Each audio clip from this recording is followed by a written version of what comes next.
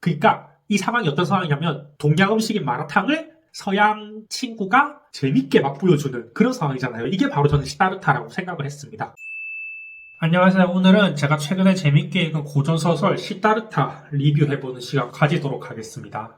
이 책은 1922년에 헤르만 헤세한테 쓰인 책이고요. 문장이 간결하고 스토리가 생각보다 재밌어서 술술 잘 익히고 얻는 것도 많은 그런 책이었습니다. 그래서 제가 책을 읽으면서 어떤 게 재밌었고 인상 있게 읽었는지 설명드리도록 하겠습니다. 먼저 여러분들은 불교에 대해서 알고 있다고 생각하시나요? 다들 불교 알지, 동양 사상이잖아, 부처님 모시는 거잖아 라고 알고 있다고 말할 수 있어요. 저도 그랬고요. 그리고 좀 더 아시는 분들은 윤회, 열반, 깨달음에 대해서, 개념에 대해서 나 알고 있어 라고 할 수도 있는데, 근데 이 책은 그 불교에 대해서 조금 더 깊은 지혜를 전달하는 책인 것 같아요. 제가 예를 들어 볼게요. 좀 쉽게 이해하기 위해서. 제가 좀 아싸 기질이 있어서 마라탕 처음에 유행했을 때 마라탕을 못 먹어봤어요. 왜냐하면 저를 데리고 갈 친구가 없었거든요. 그래서 주위에서 마라탕 막 얘기하고 어디 집 맛있고 얘기할 때 저는 들으면서 그때 자존심은 세. 그래서 아는 척은 해야 돼. 그래 마라탕 그거 매운 거 어디서 들은 거 있어요. 청경채 막 그 중국 당면 이런 거 들으면서 아는 척은 했는데 근데 이게 아는 게 아닌 거죠. 왜냐하면은 그러다가 그 옆에 있는 친구가 눈치챘어요. 너 마라탕 모르지? 라고 하면서 이 새끼 거짓말했네.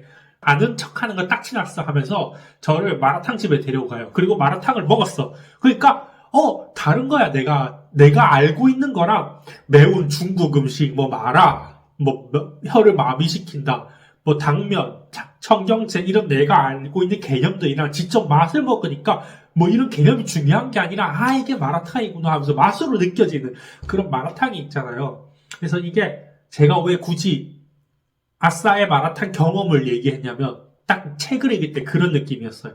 나는 불교에 대해서 알고 있다고 생각했어. 머리로는 윤회, 죽다가 다시 살아나는 거, 생업을 다시 하는 거, 부처, 불교에서 믿는 신 이렇게 알고 있는데 이거에 대해서 정확하게 모르는 거잖아요. 근데 그거를 시다르타가 재밌게 알려줘요. 제 친구가 마라탕을 보듯이 너 이거 맛볼래? 하면서 재밌게 알려주는데 근데 놀라운 거는 그 친구가 서양 미국 친구였어요. 그러니까 이 상황이 어떤 상황이냐면 동양 음식인 마라탕을 서양 친구가 재밌게 맛보여주는 그런 상황이잖아요. 이게 바로 저는 시다르타라고 생각을 했습니다. 왜냐하면 헤르만 헤세가 독일인이잖아요. 그래서 제가 놀란 거죠. 독일인인데 불교에서 이렇게 조예가 깊고 이렇게 성찰이 깊을까라고 하면서 되게 읽으면서 좀 반성하게 되는 동양 사람도 불교에 대해서 이렇게 모르는데 서양 사람이 어떻게 이렇게 잘할까 하면서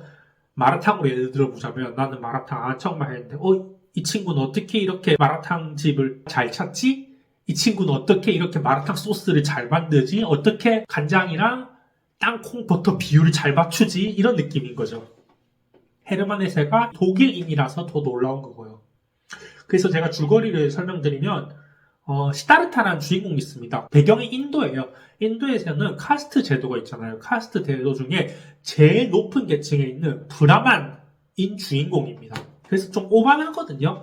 난 높은 계층이고 얼굴도 잘생긴 것 같아요. 막 주위 사람들이 따라다니고 그리고 이 사람이 지혜를 얻기 위해서 수행을 하는데 자기가 좀 잘 배워. 옆에 친구를 엄청 꼽줘요.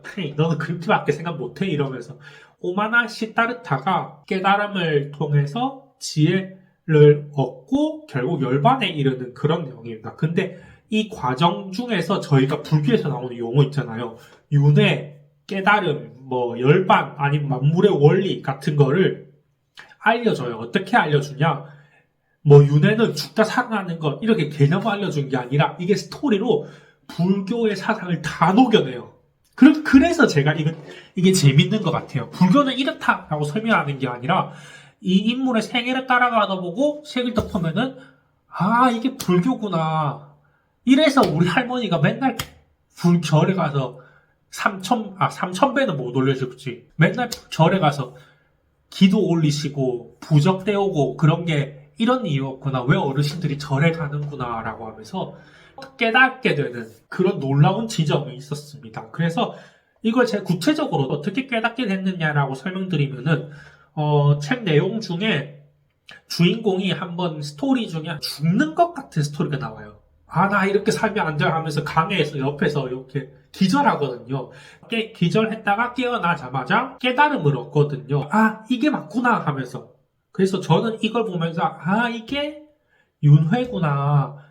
이전 생을 끝낸 다음에 다음 생을 시작하고 그 다음 생에서 자신이 잘못했던 과오를 되짚어보는 다시 다음 생에서 업으로 받게 되는 이게 윤회구나. 그리고 이전 생에서 배웠던 것들을 이렇게 적용시켜서 열반에 이르는 거구나. 아, 이게 진짜 불교에서 말하는 깨달음이구나. 라고 하면서 스토리로 제가 재밌게 불교에 대해서 접할 수 있는 그런 책이라서 놀라웠던 것 같아요. 그래서 여기서 말하는 게 깨달음에 대해서 시다르타가 어떻게 말하냐면 지혜는 가르쳐 줄 수 없다. 직접 느껴야 된다라고 하거든요.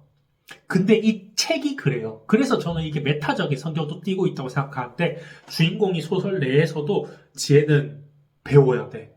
지혜는 말로 할 수 없어 라고 해서 이 불교도 우리가 말로 달달달달달 하면은 윤회는 뭐고 뭐 부처의 역할은 뭐고 수행을 해야 되냐 왜 해야 되고 라고 하면서 말로 하면은 그건 진짜 우리가 불교에 대해서 아는 게 아니란 거죠. 이 책을 읽기 전에 저나 아니면은 영상을 보고 계시는 한국 분인 여러분들이나 만약에 이 불교 용어를 이론적으로 접했다면 절대 알고 있는 게 아니다. 이 책에서 말하는 거는 이 책은 직접 경험하고 깨달아야 된다. 그래서 이 경험을 어떻게 해줄 것이냐?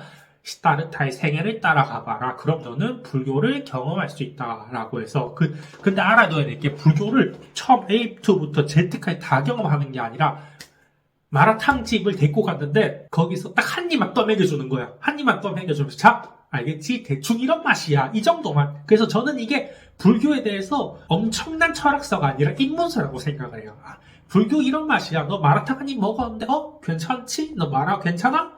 마라 입맛에 맞아? 매운 거? 이 중국 당면 맛있어? 이 소스 좋아? 하라고 하면은 더 먹어볼래? 라고 하면 이 책을 듣고 불교에 대해서 유튜브 영상을 보거나 아니면은 뭐 정서적을 보거나 더 알아보면 되는 거예요. 이거는 불교는 이런 거야 라고 하면서 맛보기용 쉽게 스토리로 풀어낸 그런 인문서라고 생각을 합니다. 그래서 제가 인상 깊게 읽은 부분을 하나 말씀드리면은 시다르타가 깨달음을 얻으려 수행을 나가잖아요. 수행을 나가는데 어떤 사업가를 만나게 돼요. 사업가를 만나면서 시다르타가 어떤 모종의 이유로 돈을 벌어야 되는 사건이 있었거든요. 그거는 책에서 가서 확인해 보시면 되는데 그 돈을 벌어야 되면서 사업가랑 합의하게 되거든요. 그런데 여러분들 이렇게 그 깨달음에 열반에 이르려고 하는 사람, 욕심을 버리는 수행자가 사업을 하면 잘 될까요? 안 될까요?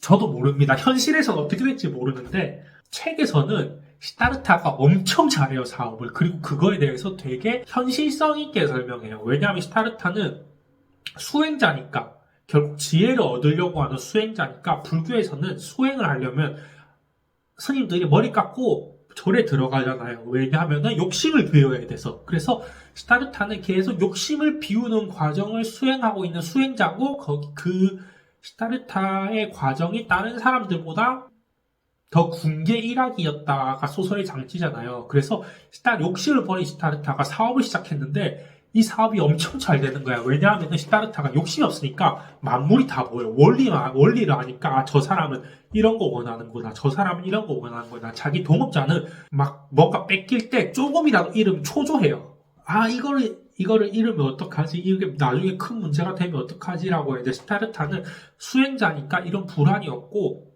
조금 더 큰 시선에서 사업을 바라볼 수 있고 그거를 지휘할 수 있고 작은 걸 잃어도 평정심을 유지할 수 있는 그런 힘이 있어서 돈을 잘 버는데 그걸 되게 소설이 현실적으로 묘사하거든요.